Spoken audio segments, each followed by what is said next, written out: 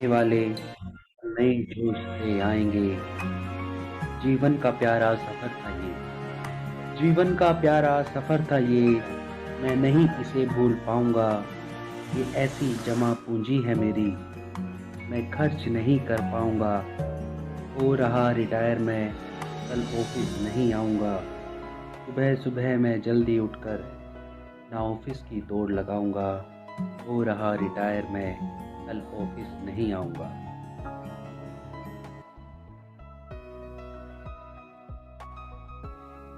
But हर एक की financial situation, monthly expenses अलग है, प्रायोरिटी अलग है।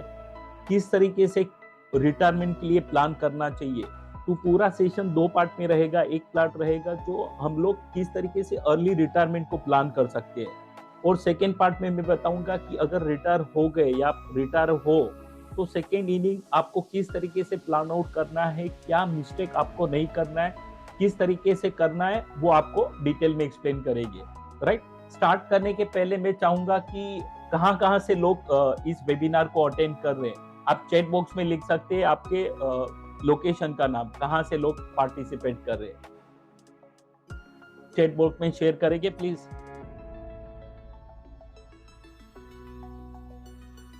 Okay, great.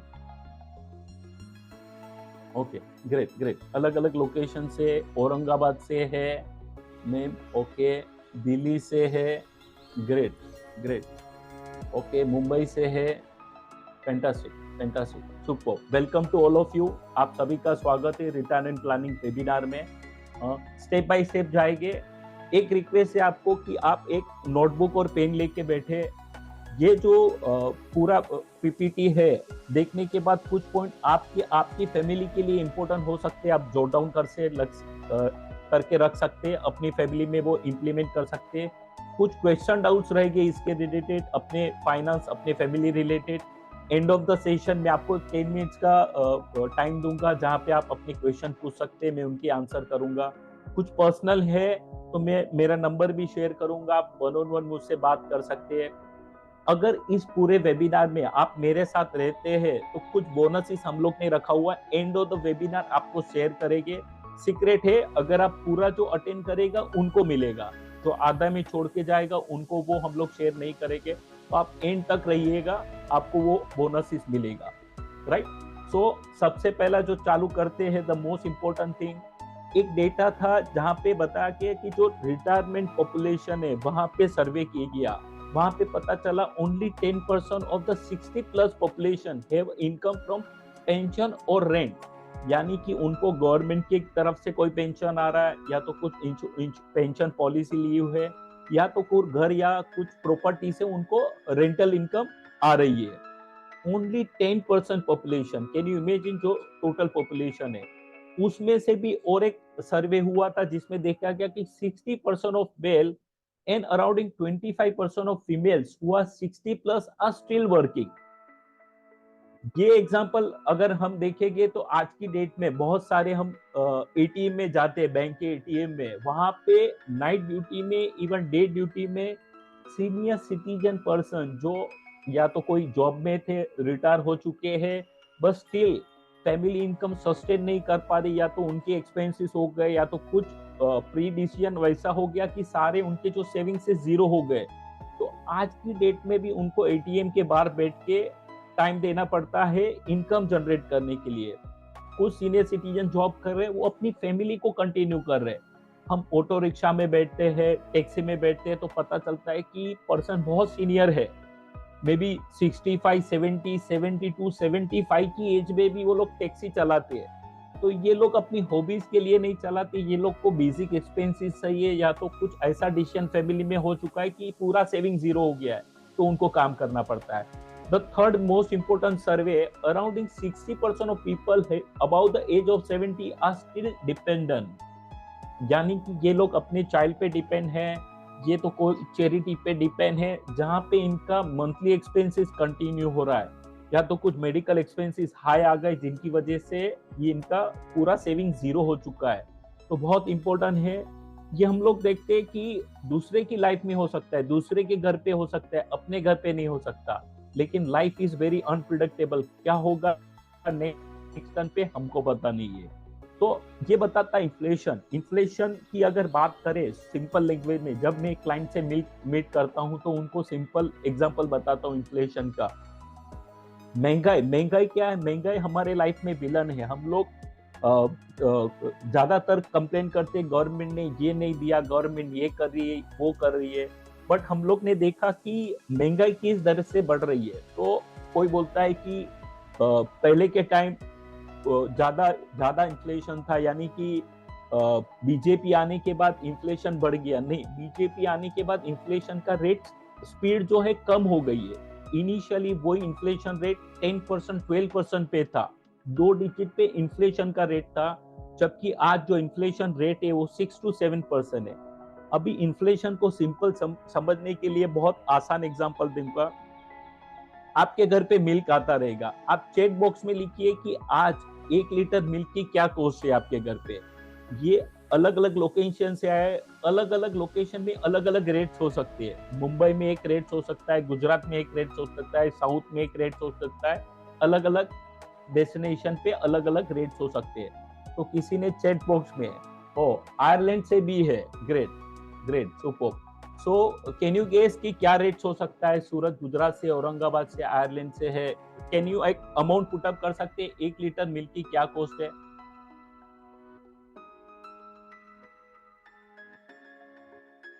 या कोई बताता है कि 60 का रेट से, कोई बताता है 70 का है, 60 70। ओके, तो थंब रूल एक एग्जांपल रहते हैं। सुजाता मैडम ने सजिता मैडम ने बताया कि 60 का रेट से। तो आज 2024 में 1 लीटर मिल्क 2000 रुपीज 60 रुपीज का मिलता है। साजिता मैम, कैन यू गेस के दो एग्जैक्टली 10 साल पहले यानी कि 2014 में इनका रेट क्या रहेगा? तो जो रेट से 10 साल पहले ये एग्जैक्टली हाफ था। आज जो 1 लीटर 60 रुपीज में आता है वो 2014 में will be comes at 30 rupees. उसकी 10 साल पहले की स्टोरी देखिए, यानी कि 2004 में ये करीबन 15 रुपीज में था। यानी कि हर 10 साल में जो हम लोग मंथली यूज सामान करते घर पे, इसको बोलते हैं हाउस होल्ड एक्सपेंसेस, ये हर 10 साल में डबल होता है। ये दर्शाता है कि आपके घर की महंगाई 7% से बढ़ रही है। अब ये 7% स्टैंडर्ड इन्फ्लेशन रेट है, बट हम लोग आज की डेट में क्योंकि इनकम अच्छी ग्रो हो गई है लोगों की, तो अच्छी लाइफस्टाइल में जीते हैं। तो घर पे 2 एसी होता है, 2 एलईडी टीवी होता है, हम अच्छी कार में ट्रैवल करते हैं, अच्छे होटल्स में खाना खाते हैं, अच्छी मूवीज अच्छे थिएटर्स में देखते हैं, कुछ अच्छे डेस्टिनेशन में घूमने भी जाते हैं। सो ये जो इन्फ्लेशन है, तो नॉर्मल जो गवर्नमेंट इन्फ्लेशन नंबर्स बताती है वो 6 to 7% है, लेकिन ये फैमिली टू फैमिली वेरी करता है। किसके घर पे वो 8% भी हो सकता है, किसी के घर पे 9 और 10% भी हो सकता है। तो इसको लाइफलाइन इन्फ्लेशन, क्योंकि हमारी लाइफस्टाइल हमने इस तरीके से डिजाइन की हुई है जिसकी वजह से महंगाई है। अभी ये इमेज जो दिख रहा है स्क्रीन पे, वो बताता है कि आज टुडे किसी के घर पे ये महीने का 20,000 हो सकता है, किसी के घर पे 50,000, किसी के घर पे लाख। मेरे कुछ क्लाइंट है जो महीने का 2.5 लाख 3 लाख 5 लाख मंथली एक्सपेंसेस है। अभी मैंने उनको बताया कि अगर आपका ये मंथली एक्सपेंसेस है, 10 साल के बाद आप क्या देख रहे हैं, तो एग्जैक्टली आपका जो भी महीने का घर खर्चा है 10 साल में ये डबल होने वाला है। 20 साल में आप देखोगे तो 4 गुना है, यानी कि 2.5 लाख का income after 20 years it showing to 10 lakhs। 30 years को 20 lakhs हो जाएगा, एंड 40 इयर्स में नियरली 37 to 40 lakhs हो जाएगा। यानी कि हर 10 साल में महंगाई बढ़ रही है। हमको अपने रिटायरमेंट के लिए अच्छी तरीके से प्लानिंग करना पड़ेगा, अदरवाइज अपना रिटायरमेंट क्वाइट चैलेंजिंग हो जाएगा। नेक्स्ट स्लाइड जो बताती है वो बताती है इंक्रीजिंग इन मेडिकल एक्सपेंसेस। हमने देखा कि जो इन्फ्लेशन रेट है 6 to 7% है। यहाँ पे आप राइट हैंड साइड पे कॉर्नर में देखोगे तो एज्यूम इन्फ्लेशन रेट 8% है।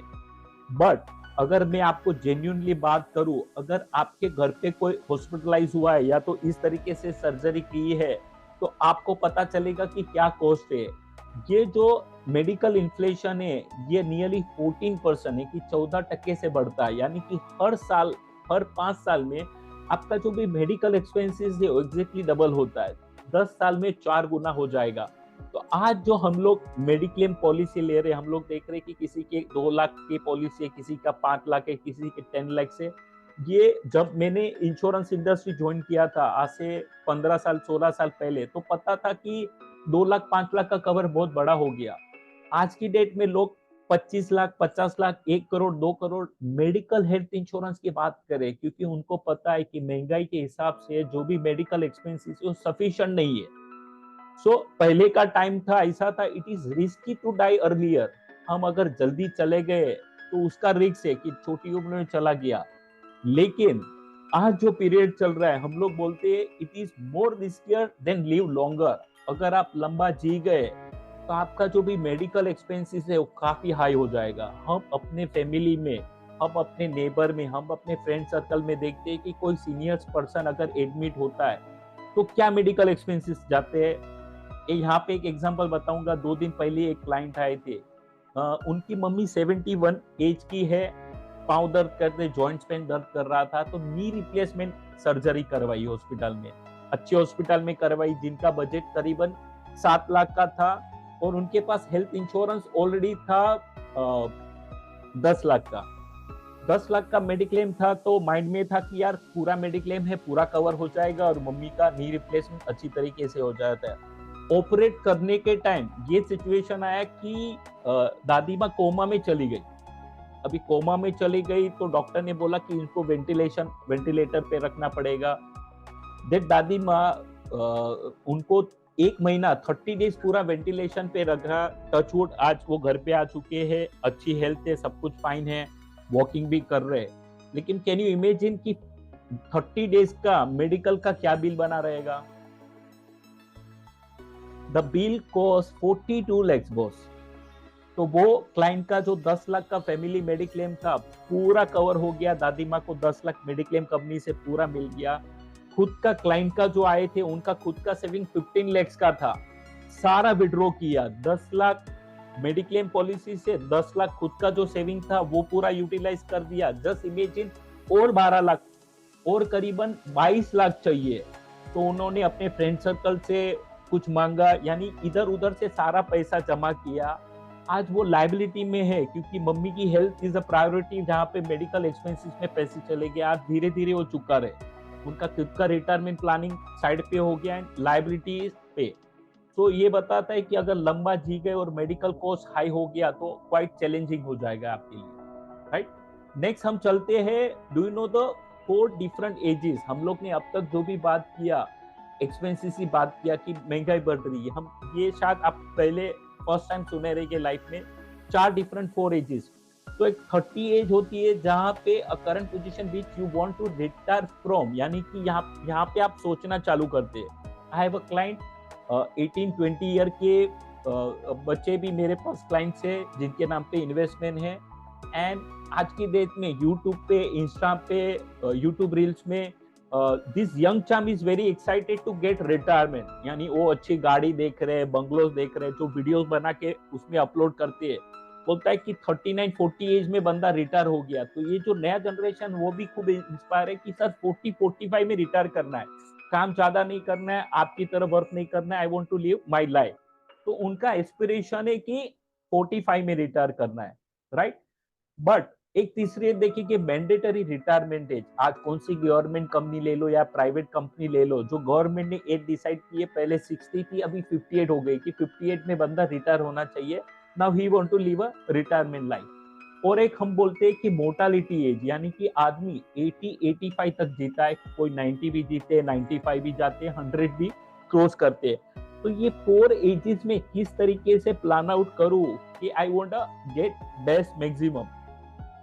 सो द इनिशियल पीरियड जब यंग होते हो तो आपके पास भरपूर टाइम रहता है, शायद आप स्टडी कर रहे हो, पैसा आपके पास नहीं रहता, you are depend on your parents, but energy level high होता है कि मैं कुछ लाइफ में अच्छा करूंगा। Now recently I meet one boy in my societies live, and मैंने पूछा कि आप 9th में हो, 10th में आओगे, उसके बाद क्या करना चाहोगे। And he won't say कि I want to be an investor and I want to be a trader in the stock market and I want to get retired at the age of 40. एक 14-15 साल का लड़का वो retirement देख रहा है 40 में। आज हम लोग 46 की एज हो गई है, हम लोग ने रिटायरमेंट नेक्स्ट पास लास्ट 10 साल से सोचना चालू किया। आज जनरेशन है वो छोटी एज में सेट कर रहा है, but the middle age is a best age, like me जो 25 टू 45 की ब्रैकेट्स में आते हैं, they have a good time. पैसा बहुत अच्छा है, एनर्जी लेवल हाई है, टाइम का कंस्ट्रेंट है, टाइम नहीं है, बट यही एज में अगर प्रॉपर रिटायरमेंट प्लानिंग आप डिजाइन कर लेते हो, you have a chance to get early retirement. And the last and most important retirement age 60 plus. हम लोग देखते हैं कि दादाजी के पास भरपूर टाइम है, राइट, दे हैव अगर प्रॉपर प्लानिंग किया है, मनी है। हमारे कुछ सोसाइटीज में हम लोग देखते हैं they have a good time spend, swimming में जाते हैं, योगा में जाते हैं, म्यूजिक क्लासेस में जाते हैं, क्योंकि उन्होंने अपना रिटायरमेंट अच्छे से प्लानिंग किया। उनको जो मंथली एक्सपेंसेस चाहिए वो इजीली आ जाता है, तो that is the best for them. Energy level काफी लो है, तो जो मिडल एज है वो राइट एज है रिटायरमेंट प्लानिंग के लिए। तो आगे हम देखें कि किस तरीके से आगे। सो एज ऑफ 50 ज्यादातर क्लाइंट, ज्यादातर सीरियसनेस आता है जब आप 50 के होते हो और दिखता है कि अभी 10 साल है मेरा रिटायरमेंट के लिए, अभी मेरे पास कम समय है, सर इसको मैं कैसे कर सकता हूँ। ऐसे कि तुम ऑलरेडी काफी लेट आ गए हो। लेकिन हमारे गुजराती में कहावत है, जब से उठे तब सवेरा। Now whatever you start the journey, start करते हैं। एक फाइन रिटायरमेंट फाइनेंशियल ब्लूप्रिंट है पूरे प्रेजेंटेशन में। अगर ये समझ में आ गया तो काफी कुछ समझ में आ जाएगा। अपनी फैमिली का इस तरीके से अगर आपने retirement financial planning blueprint design कर लिया, इसको फॉलो करना है और कुछ नहीं करना है, लाइफ सेट हो जाएगी अगर इसको फॉलो किया एंड ब्लाइंडली फॉलो किया। बहुत बार क्या होता है, हम क्लाइंट का रिटायरमेंट प्लानिंग डिजाइन करते हैं, वो प्रॉपर पाथ पे भी जाता है, लेकिन वापस डिस्ट्रक्शन आता है, कुछ बड़ा घर ले लेता है, बच्चे को फॉरेन के लिए भेज देता है, यानी उनका प्लानिंग नहीं था लेकिन रिटायरमेंट फंड को यूटिलाइज कर दिया, या कुछ मेडिकल इमरजेंसी आ जाती है, या तो फैमिली में कुछ डिस्प्यूट हो जाता है, जो प्रॉपर प्लान में जा रहा था निकल जाता है। बहुत बार क्या होता है कि हम लोग उनको अच्छी तरीके से एसआईपी म्यूचुअल फंड में देखते हैं, लेकिन वो यूट्यूब से और ऑनलाइन इंस्टा से कुछ चैनल से वो जो टिप्स आती है उससे इंस्पायर होकर बोलता है सर आपका बहुत प्रोसेस स्लो है, मेरे को फटाफट जाना है। वो टिप्स में डायरेक्ट स्टॉक्स में इन्वेस्ट करके मैं फटाफट रिटायर हो जाऊंगा। 2-3 साल के बाद रियलाइजेशन होता है यार इससे पैसे बनते नहीं, इससे पैसे जाते हैं, वापिस अपने पास आता है, वापिस वो चढ़ता है। जो 3 साल का उन्होंने जो गैप लिया उसकी वजह से वो और 3-5 साल पीछे हो जाता है। तो एक प्रॉपर प्लानिंग के साथ अगर जाएंगे तो यहाँ पे मैं आपको कुछ हाईलाइट करके बताऊंगा किस तरीके से, राइट। सो इसमें जो दिखाया है सबसे पहला कि आप 50 एज में रिटायरमेंट के लिए सोच रहे हो, एक एजम्पशन लेके चल रहे कि 85 में टारगेट है कि रिटायर होना, एक एजम्पशन लेके चल रहे कि भाई 48 है आप 85, 60 में रिटायरमेंट प्लानिंग का गोल है। हम लोग एजम्पशन कर रहे कि 7% इन्फ्लेशन है, जैसे हम लोग ने महंगाई देखी, पोस्ट रिटायरमेंट इन्फ्लेशन 5% पकड़ा हुआ है, क्योंकि आपके जो लाइफस्टाइल एक्सपेंसेस है काफी हद तक कंट्रोल में आ सकते हैं, ये बेसिक एक्सपेंसेस है। लेकिन बहुत बार ऐसा भी होता है कि जब हम रिटायर होते हैं तो हम अपना मोबाइल अपग्रेड करवाते हैं, अपनी लाइफस्टाइल यानी कि एसी बदलते हैं, ये हम लोग कंटिन्यूस करने वाले हैं, तो उसकी वजह से भी महंगाई बढ़ेगी। हमने प्री रिटायरमेंट जो भी कर रहे हैं उसमें एक एजम्पशन पकड़ा है कि 12% रिटर्न होगा, पोस्ट में 7% पकड़ा है। अभी जो मोस्ट इंपोर्टेंट है यहाँ पे मैंने लिया है एग्जांपल के तौर पर कि आपका मंथली एक्सपेंसेस 50,000 पर मंथ है। यहाँ पे हम लोग देख रहे हैं कि आप ऑलरेडी रिटायर हो चुके हो, आज की डेट का वो 50,000 है, आपके बच्चे का एक्सपेंसेस, आपके अदर लाइबिलिटीज, होम लोन सारे नील हो चुके हैं। बेसिक एक्सपेंसेस मुझे अगर 50,000 मिलेगा तो आज की डेट में मैं अच्छे से जी सकता हूँ। आज का जो 50,000 है, क्योंकि 50 की एज में रिटायर, 50 की एज में प्लान करे 60 में रिटायर होना, यानी कि इनके पास 10 साल का पीरियड है, राइट, 10 इयर्स का पीरियड है। आज का जो 50,000 है महंगाई के हिसाब से it become 1 lakh per month, 1 lakh रुपया पर मंथ हो जाएगा नहीं 10 साल के बाद। जैसे हम लोग ने देखा कि 10 साल में इन्फ्लेशन महंगाई बढ़ती है, अगर ये 1 लाख पर मंथ पैसिवली बिना काम करे मुझे अगर पर मंथ चाहिए, तो my most important answer is my retirement की। अगर आप देखोगे तो करीबन 2.5 करोड़ का, ये 50 साल वाले बंदे को 2.5 करोड़ का रिटायरमेंट टारगेट है। रिटायरमेंट टारगेट अचीव करने के लिए आप नीचे देखोगे मैंने एक एग्जांपल लिया हुआ है कि वो जो मंथली सेविंग कर रहा है वो 12% से ग्रो कर रहा है, सो ही require per month 1,11,000 per month, 1,11,000 पर मंथ सेविंग करेगा, 10 साल के लिए सेविंग करेगा, तो ही create a corpus of 2.5 crore. Now वो बोलता है कि सर ये अमाउंट से मैं नहीं कर सकता, तो मैंने बोला कि सर 76,000 पर 445 से पर मंथ चालू करिए और 10% इसको हर साल बढ़ाते रहिए, तो भी आप वो गोल पे अचीव कर पाएंगे। किसी के पास प्रॉपर्टी या कुछ गोल्ड में इन्वेस्टमेंट है जो अनयूज है, वो हम लोग बोलते हैं कि सर इसको रीसेल करके आप फाइनेंशियल एसेट्स में ला सकते हैं। मोटा मोटी 80 लाख का मैं आज की डेट में इन्वेस्टमेंट करता हूँ, 10 साल होरिजोन रखता हूँ, तो भी 2.5 करोड़ के गोल में पहुंच सकता हूँ। अब ये फाइनेंशियल एसेट जरूरी है कि ये इन्वेस्टमेंट यहाँ पे ही हो, उनके पास कुछ प्रॉपर्टी हो सकती है, वहां पे भी मंथली इनकम आ सकती है। हमारा टारगेट है कि उसको 10 साल के बाद 1 लाख रुपया पर मंथ है। तो ये हो गया 50 वाले का प्लान, जो आपको लगेगा कि काफी हाई है। नेक्स्ट में हम लोग जाते हैं, वो एज है। आप मुझे चैट बॉक्स में भी डाल सकते हैं आप कौन सी एज में हो, तो आपके लिए भी कौन सा प्लान सूट करेगा आप ये गेस कर सकते हो, राइट। अभी जो मैं एग्जांपल दिखा रहा हूँ वो 40 एज का दिखा रहा हूँ एग्जांपल। 40 एज वाला बंदा अगर बोलता है कि मुझे सर रिटायर करना है 60 में, तो इसके पास एग्जैक्टली 20 साल का पीरियड है, 20 ईयर्स। इसको बोलते हैं एक्यूमुलेशन फेज, यानी कि यहाँ पे वो पैसा जमा कर रहा है 20 साल में। अभी सेम स्टोरी, 60 में रिटायर होना है, प्री रिटायरमेंट इन्फ्लेशन हम लोग ने 7% पकड़ा है, पोस्ट 5% पकड़ा है। आज की डेट में हम जो इन्वेस्ट करें उसमें मैंने एक एजम्पशन लिया है कि 12% से कॉर्पस ग्रो कर रहा है और पोस्ट रिटायरमेंट 7% इन्फ्लेशन है।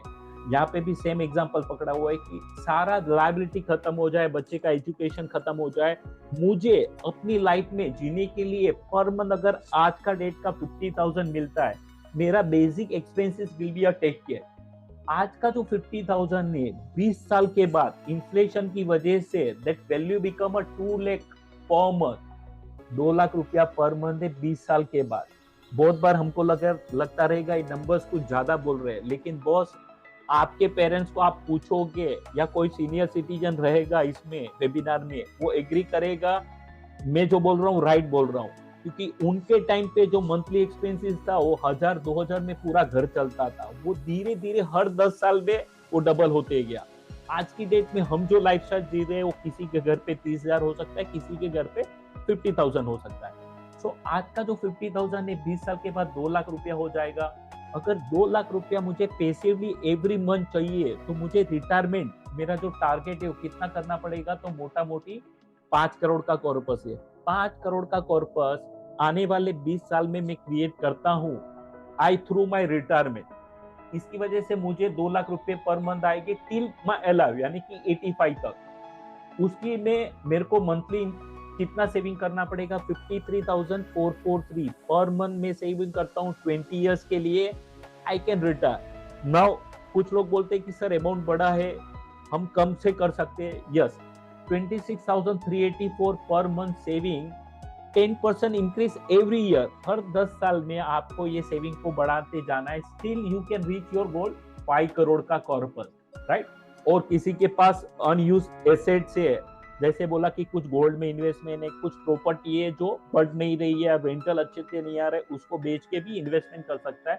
मोटा मोटी 51 लाख का वन टाइम इन्वेस्टमेंट करेगा तो भी वो करीबन 5 करोड़ के गोल में आफ्टर 20 इयर्स वो पहुंच सकता है। यहाँ पे एजम्पशन रिटर्न है 12% का, राइट। ये देखा हमने 40, बट जो राइट हम बोलते हैं कि कौन सी एज अच्छी एज है रिटायरमेंट के लिए, तो यहाँ पे देखिए कि आइडियली 30 साल का बंदा बोलता है कि मेरे को रिटायरमेंट के लिए प्लान करना है। ये एज में ज्यादातर ये सोच नहीं आती, ये एज में होता है कि लाइफ को कैसे जिया जाए, क्योंकि एक 21-22 साल का लड़का जॉब में लगता है या तो खुद का बिजनेस चालू करता है, तो एक आज की डेट में 50,000 1 lakh per month it's a very easy income. हमारे टाइम पे डिफिकल्ट था, ये लोग को स्टार्टिंग अगर अच्छा एजुकेशन लिया तो स्टार्टिंग इनकम ये है, बट इसको अगर प्रॉपरली चैनलाइज करो, सेविंग इन्वेस्टमेंट में कन्वर्ट करो, it make a big difference. यहाँ पे देखा गया कि 30 वाला बंदा बोलता है कि आई वांट टू रिटायर 60, यानी कि इसके पास 30 साल का पीरियड है।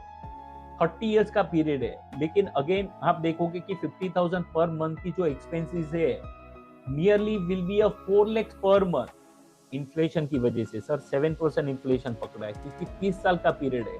यहाँ पे देखोगे तो रिटायरमेंट की 10 करोड़ की कॉर्पस उसको रिक्वायरमेंट है, but see the beauty example 31,389 इतने का पर मंथ अगर सेविंग करता है, 12% एज्यूम रिटर्न पकड़ पकड़ के चलते and he do not disturb, उसका माइंड डाइवर्ट कहीं नहीं होता है, consistently do he create a kitty of a 10 crore within a 30 years period of time, right? यहाँ पे भी देखा गया कि 32 lakhs का अगर वन टाइम इन्वेस्टमेंट करता है still he created 10 crore corpus over a period of 30 years assumption of a 12%। और एक है कि 31,000 बहुत लोग बोलते हैं कि काफी हाई है, तो he started 12,109 per month at the 10% increasing every year, 10% बढ़ाएगा, स्टिल ही रीच अ गोल। कुछ लोग बोलते हैं कि सर ये भी हम लोग नहीं कर सकते, हम बोलते हैं कि भाई जो भी अमाउंट कंफर्टेबल लग रहा है एटलीस्ट चालू कर। लोगों ने अपने रिटर्न के लिए चालू ही नहीं किया। अगर आप कुछ भी अमाउंट से चालू करते हो यू आर रीच समवेयर, आप अपने टारगेट कॉर्पस में नहीं है। जस्ट इमेजिन किसी ने चालू किया और 10 करोड़ के बदले 5 करोड़ बढ़ाया, स्टिल मेक अ सेंस, वो कहीं ना कहीं अपने गोल्स के आसपास पहुंचा, राइट? अदरवाइज क्वाइट चैलेंजिंग है। इसके बाद जो सरप्राइजिंग एक है, ये जब मैं नॉर्मली घर पे होता हूँ बहुत बार क्लाइंट्स के फोन कॉल्स आते तो फोन पे इंटरेक्शन होता है, आधा घंटा पौना घंटा बात होती है, तो सुनते रहता है। मेरा लड़का 18 ईयर का है, 12 जस्ट कंप्लीट किया, आईटी इंजीनियरिंग के लिए प्लान कर रहा है, राइट? बोलता है कि पापा मेरा रिटायरमेंट कौन सी एज राइट रहेगी करने के लिए? तो आई से कि boss as a financial planner मैंने आपका रिटायरमेंट ऑलरेडी प्लान आउट किया हुआ है। यहाँ वो एक्साइटेड हो गया, बोलता है कि बताओ मेरे को जानना है कि मेरा रिटायरमेंट कैसे हो। तो आई से कि I already doing a 10,000 SIP for 7 years, मैं 7 साल करूंगा तेरे पढ़ाई कंप्लीट तक। तू आइधर खुद का बिजनेस करे, मेरे बिजनेस को कंटिन्यू करे, या तो कोई जॉब करे, तो 25 साल में तू चालू करने वाला है। बोलता है राइट है। इस पीरियड में 7 साल में मैं तेरे लिए 8,40,000 की सेविंग्स करूंगा जो इन्वेस्ट करूंगा। बोलता है ठीक है, आगे मुझे क्या करना है? आगे आपको 25 से लेकर 60 तक आपका SIP, वही 10,000 का SIP नेक्स्ट 35 इयर्स के लिए कंटिन्यू रखना है, यानी कि आपकी टोटल इन्वेस्टमेंट हो जाएगी 42 lakhs। वो बोलता है करेक्ट, ये मैं कर सकता हूँ आराम से। मैंने बोला इससे ज्यादा कर सकती हो, ये जस्ट एग्जांपल दे रहा हूँ। नाउ मेरा और आपका दोनों का इन्वेस्टमेंट मिला के मैंने उसको बताया कि करीबन 50,40,000 की अपनी सेविंग इन्वेस्टमेंट हो जाएगी। बोलता है कि ठीक है। नाउ ही इज एक्साइटेड कि रिटायरमेंट में कितना किटी बनेगा, क्योंकि बहुत बार क्लाइंट का एक्सप्लेन करता हूँ कि 5 करोड़ चाहिए, 10 करोड़ चाहिए, तो ही इज ऑल्सो एक्साइटेड कि क्या चाहिए। बट यहाँ पे उसको पता नहीं कि इन्फ्लेशन की वजह से वैल्यू बिकम कॉस्टली, महंगी हो जाएगी। अगेन जो मैंने पिछले एग्जांपल में दिखा था, यहाँ पे भी मैं एज्यूम कर रहा हूँ कि 12% रिटर्न जनरेट करे, 10,000 SIP फॉर नेक्स्ट 42 इयर्स। यहाँ पे जो मैजिक के पीरियड लंबा है बॉस, आप कम पैसे में अपनी वेल्थ ज्यादा क्रिएट कर सकते हो अगर आप छोटी अमाउंट से भी चालू करो, लेकिन जितनी जल्दी ए से चालू करो। जो वर्ल्ड का टॉप इन्वेस्टर है Warren Buffett, he started his investment at the age of 14 साल की उम्र में चालू किया था। अभी जो मेरे सन के लिए मैं कर रहा हूँ, वहां पे रिटर्न जो दिख रहा है कि 20% से रिटर्न वो ग्रो कर रहा है, क्योंकि स्मॉल एंड मिड कैप का पोर्टफोलियो है। मैंने उसे बताया कि दोस्त अगर तेरा रिटर्न 15% से ग्रो होता है तो कैन यू गेस कि कितना बनेगा? तो बोला कि 12 का करीबन 18 करोड़ या 20 करोड़ बनेगा। मैंने इसको ये नंबर दिखा है कि तेरा इन्वेस्टमेंट करीबन 30 करोड़ बनता है इफ यू 15% CAGR। तो बोला कि अभी जो मेरा चल रहा है उसमें क्या रिटर्न? तो मैंने बोला कि जो पोर्टफोलियो है स्मॉल एंड मिड कैप का, जिसमें अभी की डेट में 20% रिटर्न है। बोलता है 20% से बनेगा तो कितना रिटर्न बनेगा? तो मैंने उसको एक बताया नेक्स्ट फिगर, 19% से अगर तेरा इन्वेस्टमेंट ग्रो हो रहा है बिकम 100 करोड़। बोलता है इट्स अ ह्यूज। आई से यस, बट आपको ये देख के नंबर्स थोड़ा वेग लगता रहेगा कि 12 करोड़, 30 करोड़, 100 करोड़। सर ये नंबर पॉसिबल है। आपको एक रियल लाइव एग्जांपल बताता हूँ। मेरे क्लाइंट रिसेंटली घर साफ कर रहे थे एंड कचरा साफ कर रहे थे, कुछ फाइल एंड डॉक्यूमेंट मिला, सर्टिफिकेट अभी भी मेरे पास है, वो क्लाइंट का मैं लेके आया हूँ। एंड म्यूचुअल फंड की स्कीम से नाम नहीं बताऊंगा, 2000 में किसी ने पीछे पड़ के, कुछ तो नया एनएफओ आया था, किसी ने पीछे पड़ के 15,000 का इन्वेस्टमेंट किया, जान छुड़ाने के लिए 15,000 का इन्वेस्टमेंट कर लिया। एंड वो टाइम पे हार्डकोर सर्टिफिकेट आता था म्यूचुअल फंड का, तो म्यूचुअल फंड का सर्टिफिकेट फाइल करके रख दिया। एंड दिस फैमिली फॉरगेट, ये भूल गए, पूरे 2000 की साल में डाला था, 2023 में अभी घर साफ कर रहे थे, अचानक वो सर्टिफिकेट आया, बोला कि परेश ये मैं उनका फाइनेंशियल प्लानर हूँ, इन्वेस्टमेंट देखता हूँ, तो बोला कि ये कुछ तो पुराना डॉक्यूमेंट मिला है, can you check it out, ये अलाइव है कि हम लोग ने यूज कर दिया कि पेपर फाड़ के फेंक दे। मैंने बोला फाड़िए मत, वेट करिए, give me a 1 hour time. मैंने वही म्यूचुअल फंड कंपनी में चेक किया, 23 साल हो चुकी है, 23 इयर्स, कैन यू गेस कितना कॉर्पस बना रहेगा? 15,000 one time investment after 23 years, today value become a 10 lakh 14,990। बस 15 लाख के सामने इसी 66 times growth, 20% CAGR next 23 years. तो जो मैंने मेरे सन का एग्जांपल दिया 19%, yes boss it's a possible, दे रहा है। आपको हजम क्यों नहीं हो रहा है? क्योंकि आप नंबर देख रहे हो कि बहुत बड़े नंबर से, बट आप देख नहीं रहे हो, मैं जो देख रहा हूँ वो टाइम देख रहा हूँ, 42 ईयर से कंपाउंडिंग होने के लिए, आपके पैसे मल्टीप्लाई करने के लिए, तो ये पॉसिबल है। दूसरा एक बहुत अच्छा एग्जांपल दूंगा, यही स्टोरी से इंस्पायर होता हूँ।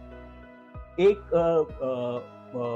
लड़की गुजराती है जो लव मैरिज किया, मारवाड़ी फैमिली में किया, एंड दोनों मिले थे कॉलेज में, एमबीए फाइनेंस स्टडी साथ में कर रहे थे, and both decided to get married, दोनों ने शादी किया, दोनों ने एमबीए फाइनेंस कंप्लीट किया है। एंड जो लड़का है वो फाइनेंस सेक्टर में ज्वाइन किया है, लड़की ने बैंकिंग सेक्टर प्रीफर किया है, one of the best bank of India private sector में उसने जॉब ज्वाइन किया।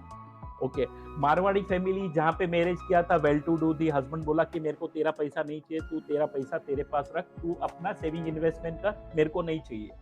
वाइफ बोली कि दैट्स ग्रेट, गुजराती बोली कि आई एम ओके, यानी उसका पर्सनल भी एक्सपेंसेस हस्बैंड से मांगती थी।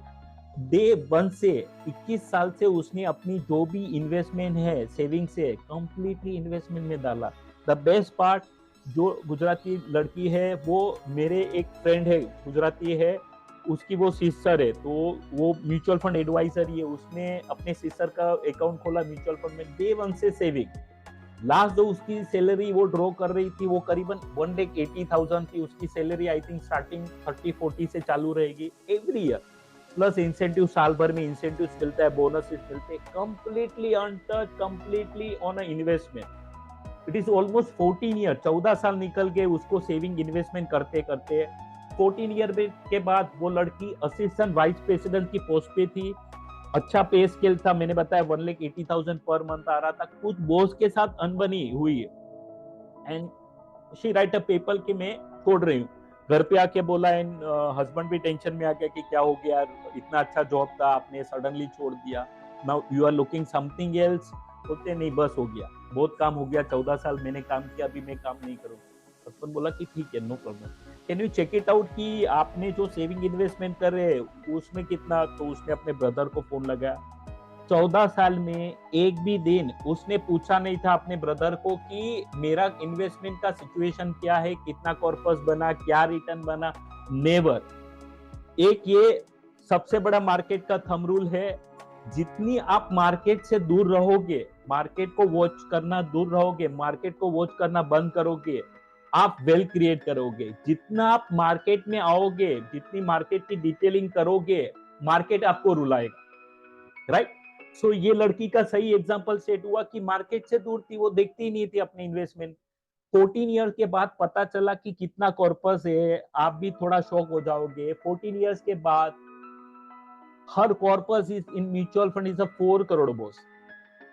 उसके भाई ने बोला अगर तू छोड़ती है और तेरे को मंथली इनकम सेट करता हूँ तो 2 लाख रुपया हर मंथ तेरे को दे सकता हूँ। मेरे आगे के एग्जांपल में दिखाऊंगा सिस्टमेटिक विड्रॉल प्लान के पर 2 लाख रुपया पर मंथ आ सकता है, 1,80,000 उसको सैलरी मिल रहा है। She had to replace her income by just investing in a right product in a right time. उसने राइट टाइम पे इन्वेस्टमेंट किया है, शी हैज अ ऑप्शन। आज वो जॉब छोड़ के भी ऑलमोस्ट करीबन 10 साल होने को आया, आज की कॉर्पस उसकी करीबन 8 करोड़ की कॉर्पस है। The best part, she has started at the younger age, just first salary से उसने अपने इन्वेस्टमेंट की जर्नी चालू की थी। तो अब तक का जो प्रेजेंटेशन था वो प्री रिटायरमेंट के लिए था कि आप 20, 25, 30, 40, 50 जो भी एज में हो, किस तरीके से रिटायरमेंट को लिए प्लान करना चाहिए। आगे का जो सेशन यानी कि सेकेंड जो पार्ट है, द मोस्ट इम्पोर्टेंट, की रिटायर हो चुके हैं, या तो आपके पेरेंट्स हो सकते हैं या आप खुद रिटायर हो चुके हो, या आप रिटायर के बाद क्या करोगे, किस तरीके से होगा, इसके बारे में देखते हैं। जानने के पहले एक बहुत इंपॉर्टेंट वीडियोस में शेयर करूंगा, बहुत पावरफुल मैसेज है, सुनने जैसा है। कुछ सीनियर सिटीजन इससे रिलेट करेंगे कि आप जो बोल रहे हैं बिल्कुल सही बोल रहे हैं, राइट। पहला ये कि किसी भी हालत में आपके पास जो भी धन संपदा है, जो भी आपके पास आर्थिक साधन है, वो जब तक आप और आपकी पत्नी जीवित हैं, किसी और के हाथ नहीं जाना चाहिए, कितना भी प्यार करते किसी के नाम पे नहीं जाना किसी चाहिए, जितना भी बच्चे, आप किसी प्यार बहू, करते हो। किसी पोते, किसी के नाम पे ना जाए, कितना भी आप प्यार करते हो। क्योंकि जब तक अगली पीढ़ी को पिछली पीढ़ी का सामान कुछ मिलता नहीं है, तब तक वो उनकी इज्जत करते रहते हैं। वो हाथ पांव भी दबाएंगे, वो अस्पताल भी ले जाएंगे, वो दवा दारू भी करेंगे। और वो ही माँ बाप सबसे ज्यादा सफर करते हैं जो अपने प्यार के कारण उमड़ते चले जाते हैं। मेरा बेटा, मेरी बेटी, मेरी बहू, मेरा पोता, जो ये मेरा मेरा करना जिसने शुरू किया, बस वहीं से उनके दुर्गति के दिन शुरू हो जाते हैं।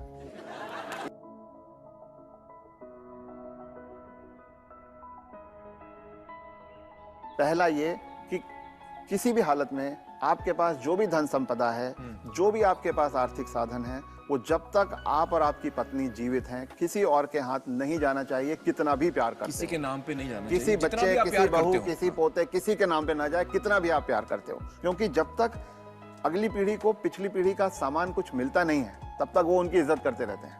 वो हाथ पांव भी दबाएंगे, वो अस्पताल भी ले जाएंगे, वो दवा दारू भी करेंगे। और वो ही माँ बाप सबसे ज्यादा सफर करते हैं जो अपने प्यार के कारण उमड़ते चले जाते हैं। मेरा बेटा, मेरी बेटी, मेरी बहू, मेरा पोता, जो ये मेरा मेरा करना जिसने शुरू किया, बस वहीं से उनके दुर्गति के दिन शुरू हो जाते हैं।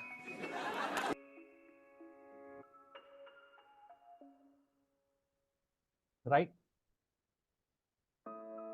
पहला ये कि तो बहुत इंपॉर्टेंट था वीडियोस कि जब आप रिटायर हो जाते हो, आपने जैसे बताया कि मैंने रिटायरमेंट पीटी क्रिएट कर दिए, ये अपने नेक्स्ट जनरेशन को नहीं जाना चाहिए, यानी कि जाना चाहिए आफ्टर आपके जाने के बाद, राइट। ये आपका रिटायरमेंट फंड है boss, this is a most important thing. किसी ने अभी बीच में आर्टिकल पढ़ रहा था, फॉरेन में सीनियर सिटीजन के इंटरव्यू ले रहे थे, गार्डन में बैठे हुए, दे से कि we done a one mistake, हमने अपने रिटायरमेंट के लिए प्लानिंग नहीं। द मोस्ट, अगर उनको मौका मिलेगा वापस 30 इयर्स बैक जाने का, they first build that retirement kitty. Retirement kitty create करूंगा, क्योंकि 60 या 65, 70 जब आप वो एज में पहुंचते हो तो आपको रियलाइज होता है कि जो एक्सपेंसेस से टेक केयर नहीं हो रहे, हमको किसी पे डिपेंड रहना पड़ रहा है। ये डिपेंडेंसी ना चाहिए, इसके लिए हमको अपना रिटायरमेंट की खुद क्रिएट करना पड़ेगा, राइट। अभी हम लोग अगर देखें तो इन्वेस्टमेंट ऑप्शन पोस्ट रिटायरमेंट क्या क्या है, इस वीडियो से मेरे को और एक स्टोरी याद आ रही है, बागबान मूवी सब लोग ने देखी रहेगी, right.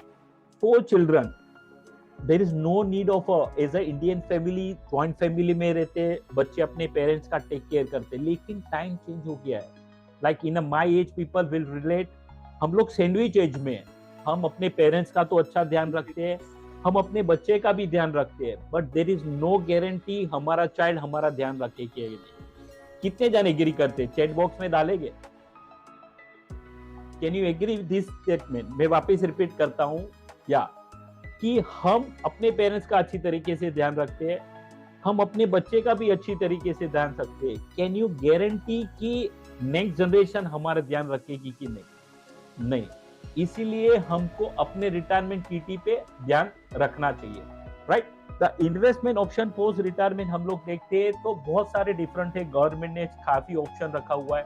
Senior citizen saving scheme, post office monthly income plan, national saving time deposit, RBI floating rate saving bonds, right.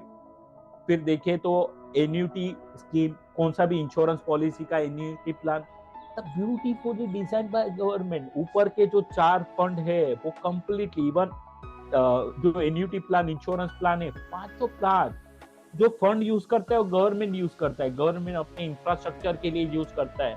And both they give a beautiful guarantee return which is vary from 6 to 8%। Senior citizen हो 50 पैसा ज्यादा है, 1.1% ज्यादा है।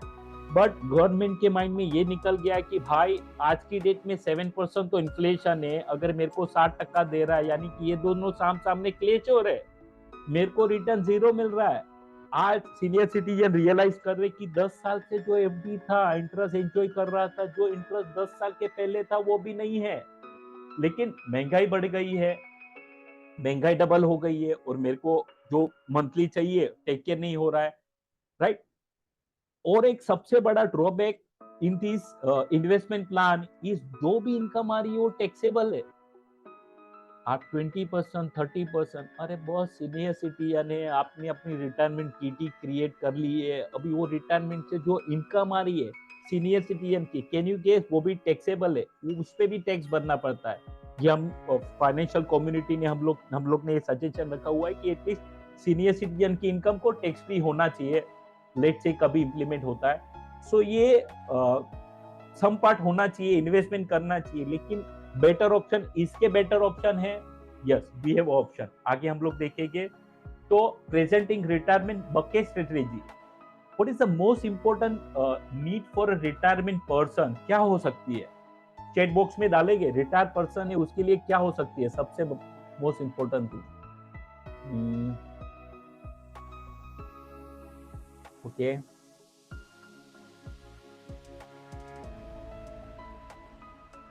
medical expenses, true. Deepa ma'am, very good. Any other guessing? Great. The most important, the most important is a regular cash flow every month. बहुत पैसा आना चाहिए, एवरी मंथ आना चाहिए घर खर्चे के लिए। जैसे दीपा मैम ने बोला कि मंथली एक्सपेंसेस यानी कि मेडिक्लेम इंश्योरेंस होना चाहिए, सफिशिएंट होना चाहिए। लेकिन जो डे टू डे एक्सपेंसेस है वो टेक केयर करने के लिए एक मंथली अच्छा कैश फ्लो आना चाहिए। तो हम लोग रिटायरमेंट देखते हैं, कुछ क्लाइंट का देखता हूँ गवर्नमेंट सर्वेंट है या तो कुछ प्रॉपर्टी बेची हुए और पैसा डिस्ट्रीब्यूट करके आया, तो दे हैव अ गुड कॉर्पस। एक एग्जांपल लेते हैं कि 5 करोड़ का कॉर्पस है, इसको कैसे डिप्लॉयड करें। तो एक लाइव एग्जांपल था क्लाइंट का किस तरीके से।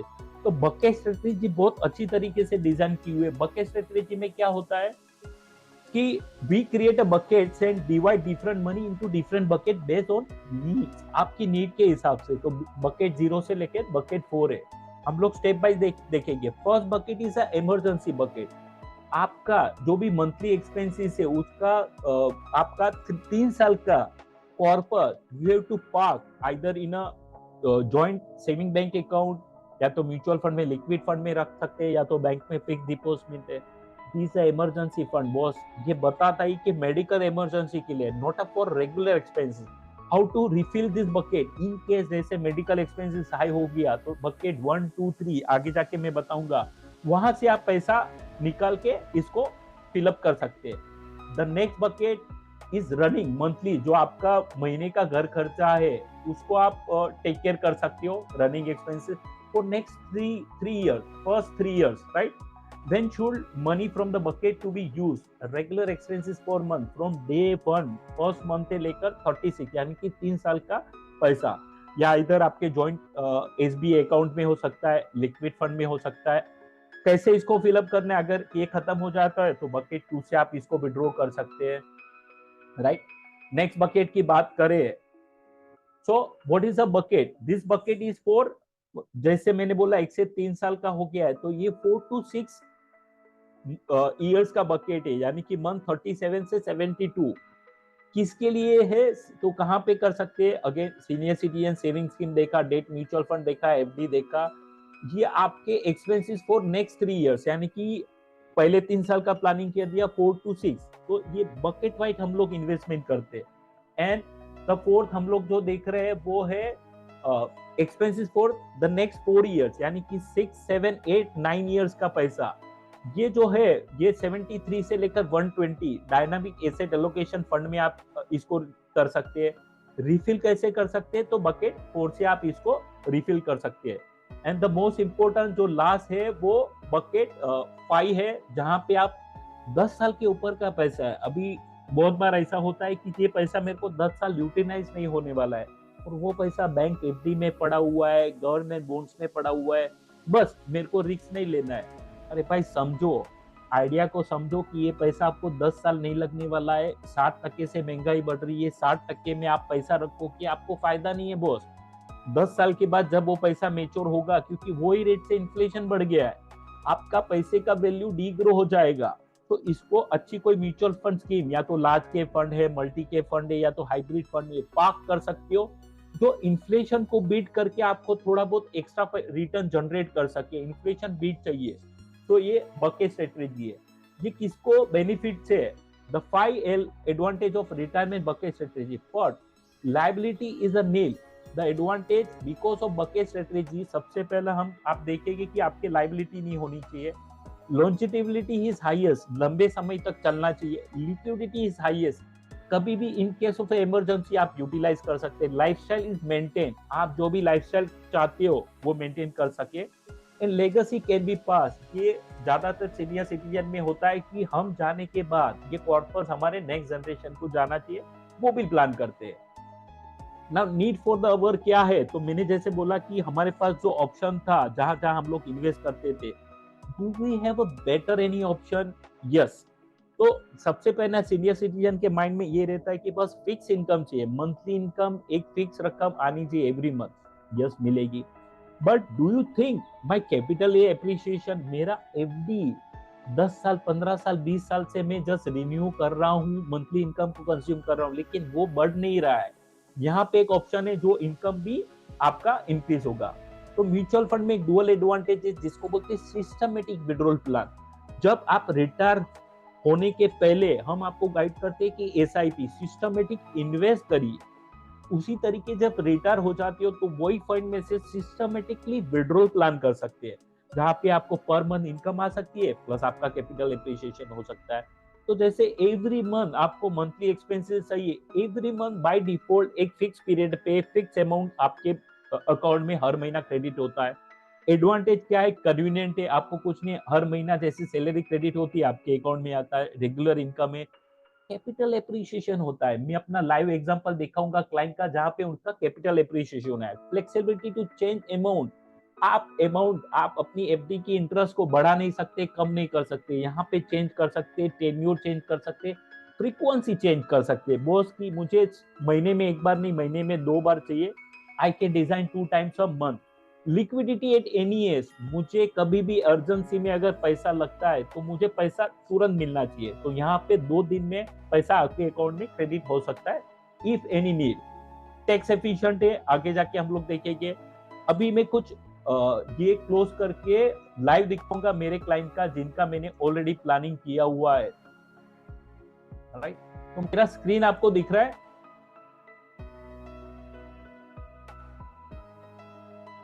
राइट, चैट बॉक्स में लिखेंगे कि दिख रहा है।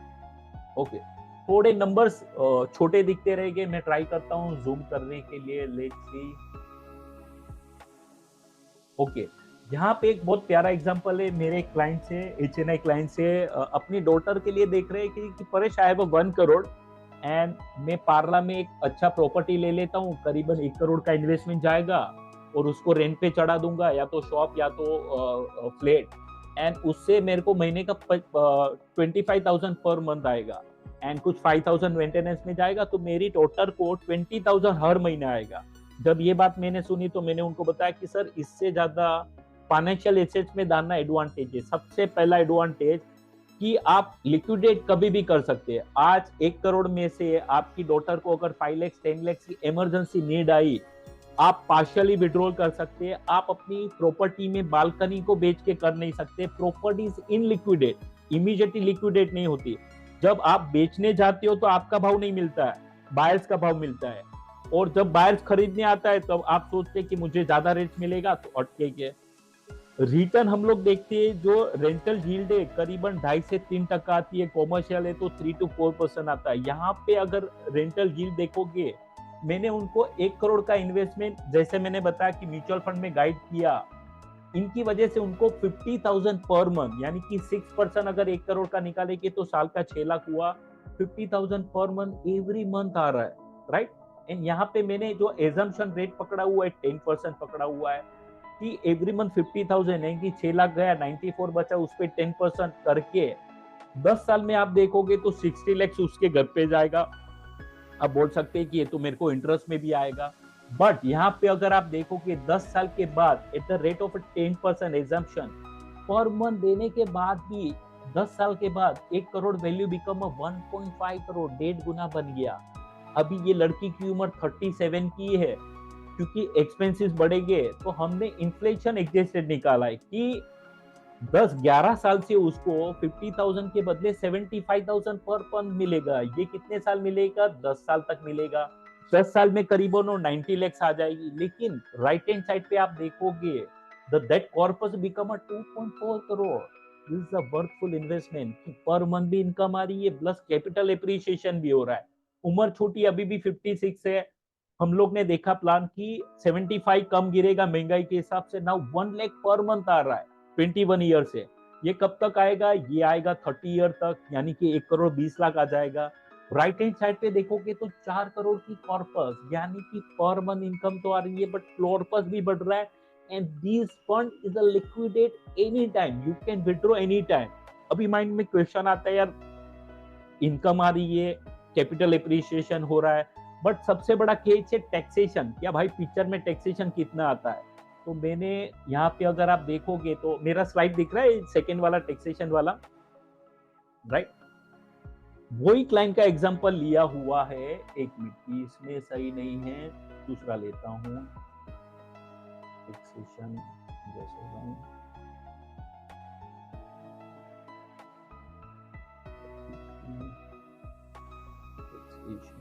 ओके,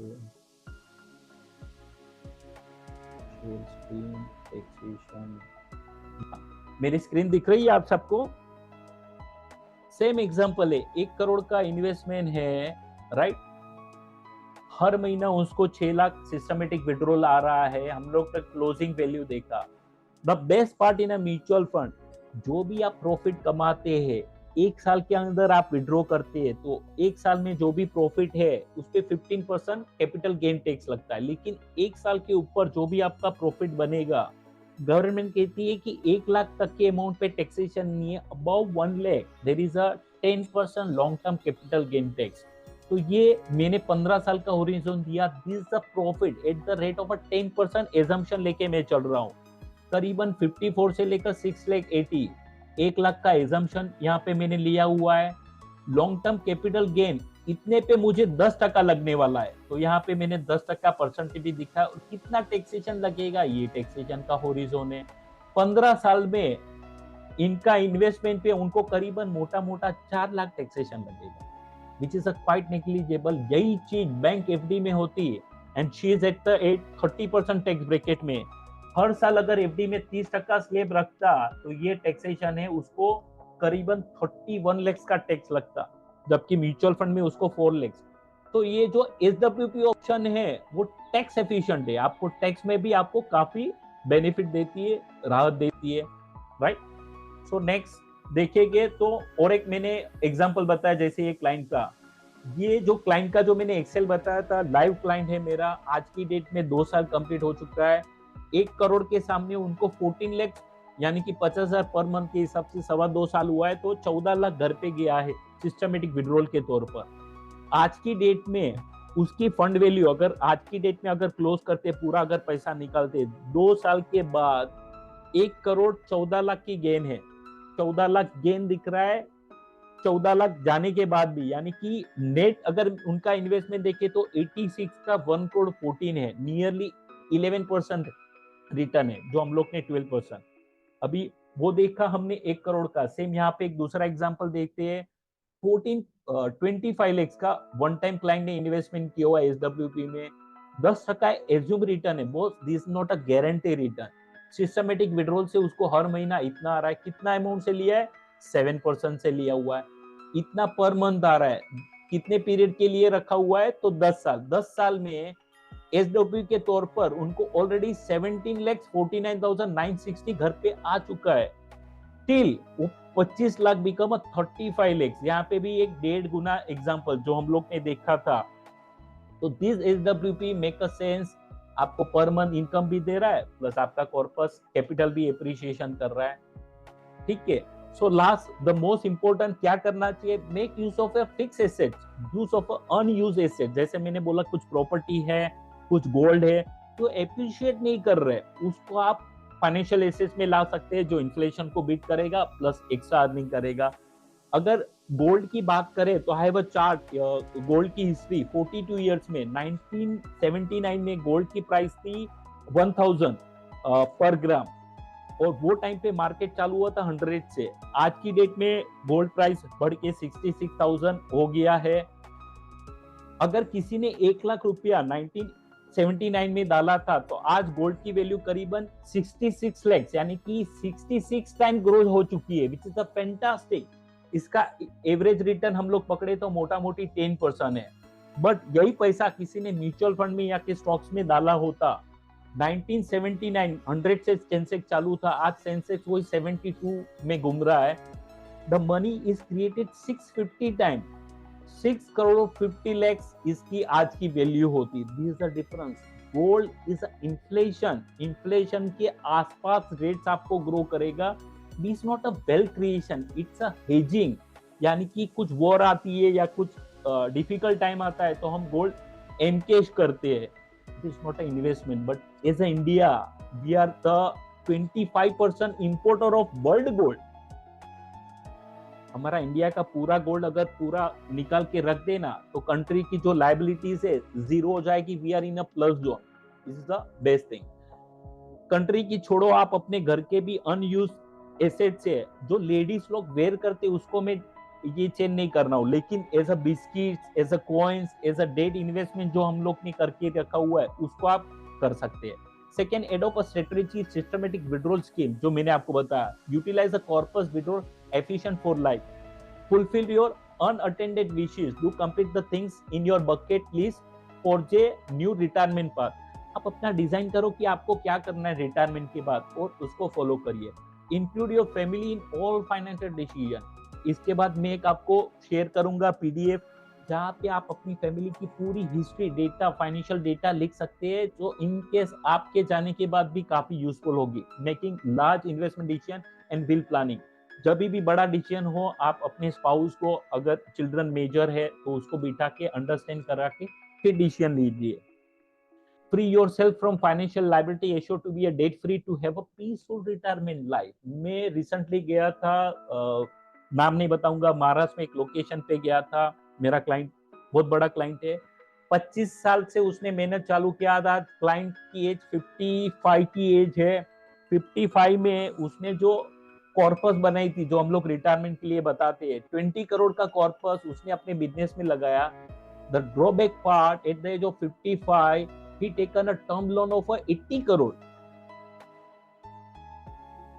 मैं आपको जो 1 करोड़ का एग्जांपल बताया, सेम एग्जांपल मैंने दिया। बॉस 20 करोड़ अगर आपने मुझे दिया होता, मैं आपको 5 लाख रुपया पर मंथ सिस्टमेटिक विड्रॉल देता, प्लस आपकी कॉर्पस को बढ़ाता। आपने 55 में ये टेंशन इतना बड़ा पाल लिया, आपके ऊपर मंथली लायबिलिटीज है भरने की, जो टर्म लोन ली है, and you are the one man army. अगर आपको कुछ हो जाता है तो पूरा गेम तो उस पे। नाउ 55-50 में आपको ऐसे मेजर बड़े डिसीजन न लेते हुए अगर आपने रिटायरमेंट पीटी प्लान की, you live a life boss. आपको क्या करना है, क्या अच्छा लगता है, वो आप कर सकते हैं, right. So last sharing story, beautiful Mahabharat की स्टोरी सभी को पता हुआ है, राइट। जो चौपाट खेलने बैठे थे, तो एक तरफ अर्जुन था, दूसरी तरफ युधिष्ठिर था। युधिष्ठिर के पास मेंटर था मामा शकुनी, जो उनके बिहाफ में खेल रहा था, एंड वो मास्टर था चौपाट का। एंड हम लोग देख रहे हैं कि हम लोग को स्टोरी भी पता है कि चौपाट में पांडव हार जाते हैं, इवन द्रौपदी को भी दाव पे लगाते हैं, उनका वस्त्र हरण होता है, काफी टफ सिचुएशन आती है। एंड फिर पीरियड डिसाइड होता है वॉर का, कि वॉर करके फाइनल हम लोग कंक्लूजन लाएंगे, क्योंकि युधिष्ठिर देने के लिए तैयार नहीं था। अभी जब वॉर का पीरियड आया तो पांडव एंड कौरव दोनों के पास चॉइस था। कृष्ण भगवान ने ऑफर रखी थी दो, एक तो नारायणी सेना जो बहुत बड़ी थी, ह्यूज थी, वो सिलेक्ट करे, या तो कृष्ण भगवान ने सेकेंड कंडीशन रखी थी, मैं वॉर में आऊंगा लेकिन मैं लड़ाई नहीं करूंगा, बिना शस्त्र बिना हथियार उठा के मैं रहूंगा। एंड अर्जुन को रियलाइज हुआ कि भाई चौपाट खेलते खेलते मैं, युधिष्ठिर ने तो मेंटर रखा था लेकिन मैंने वो टाइम पे मेंटर नहीं रखा था, and I lost the game. But this time I do not want Narayan Sena, I want mentor, I want coach in life. तो अगर आप अपनी फाइनेंशियल लाइफ में अगर कोई मेंटर हायर करते हैं, मेंटर आपकी लाइफ में रखते, it make a big difference in your life. आपको लगता है कि आप स्मूथ चल रहे हैं, आपको लग रहा है कि आप प्रॉपर जा रहे हैं, लेकिन तब फाइनेंशियल प्लानर आपकी लाइफ में आता है और एक 360 व्यू आपको दिखाता है आपके financial goal based financial planning का, then you come to realize कि भाई हम लोग ने क्या क्या गलती की है, आगे के पीरियड में ये गलती नहीं करनी है। तो the best is hire the right coach. एक कोच आपकी लाइफ में आगे आएगा, तो हम लोग ने देखा है कि पांडव बिकॉज ऑफ कोच दे महाभारत जीत गए थे। आप भी अपनी लाइफ की रिटायरमेंट महाभारत जीत सकते हैं, right. So this is the end of the slide. कोई क्वेश्चन डाउट है तो आप चैट बॉक्स में लिख सकते हैं, even if you like to unmute आप अनम्यूट भी कर सकते हैं। It's a quick session of 5 to 7 minutes, right, and then we close the session.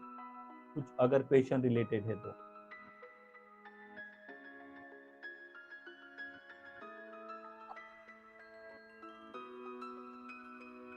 anyone, any question?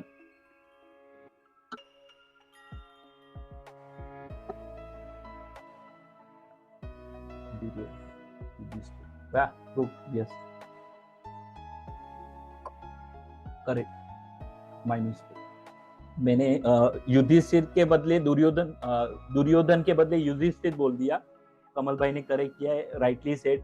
आप सबको स्टोरी पता है, आपको कंक्लूजन पे आना है कि क्या करना चाहिए। अगर वो आपने केस कर लिया, शायद मेरी स्पेलिंग मिस्टेक हो सकती है, बोलने में मिस्टेक हो सकती है, बट आप अपने रिटायरमेंट प्लानिंग में मिस्टेक मत करिए। अगर आपने अच्छा कोच हायर किया, अच्छा प्लानिंग किया, तो वो टाइम पे कौन कैरेक्टर रहेगा डजंट मेक डिफरेंस, आपका रिटायरमेंट सेट होना चाहिए। That is whole idea. I think किसी को क्वेश्चन डाउट्स नहीं है।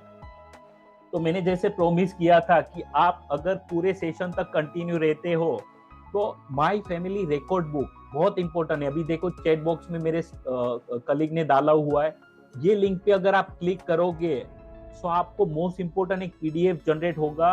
आप इसको प्रिंट कराइए, करीबन 15 to 20 पेजेस की पीडीएफ है, लेकिन आपकी फैमिली की पूरी फाइनेंशियल डिटेल्स उसमें आप डाउनलोड कर सकते हैं। एंड फ्यूचर में जब भी आप नहीं रहोगे बट आपका ये रिकॉर्ड आप फैमिली को बोलेगा। यहाँ पे मेरे पास एक लाइव एग्जांपल है। कुछ महीने पहले मुझे फोन आया था कि can we find something through PAN card. I say कि very quite difficult, mutual fund में एक बार स्टेटमेंट जनरेट हो सकता है, पूछ सकते हैं।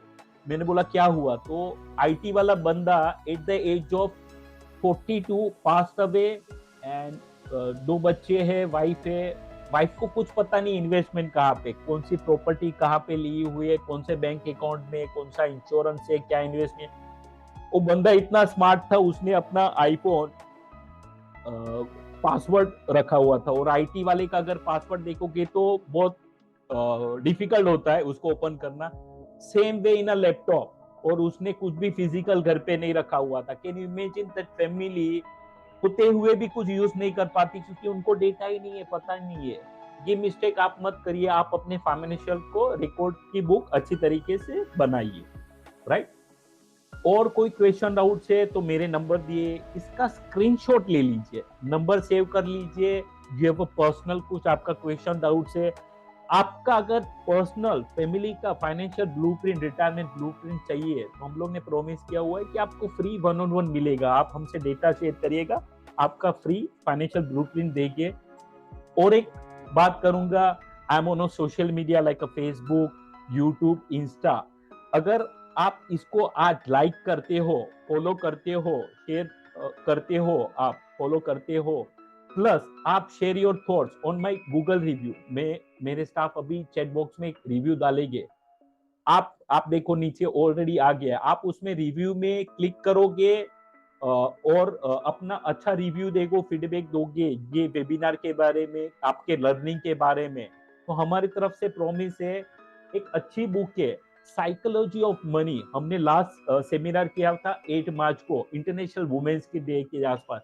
करीबन वहां पे भी कुछ फीमेल्स आए थे, उन्होंने अच्छा शेयरिंग किया। उसमें टॉप 3 जो अच्छे रिव्यूज थे, हमने उनको हार्ड कॉपी बुक कुरियर किया हुआ है।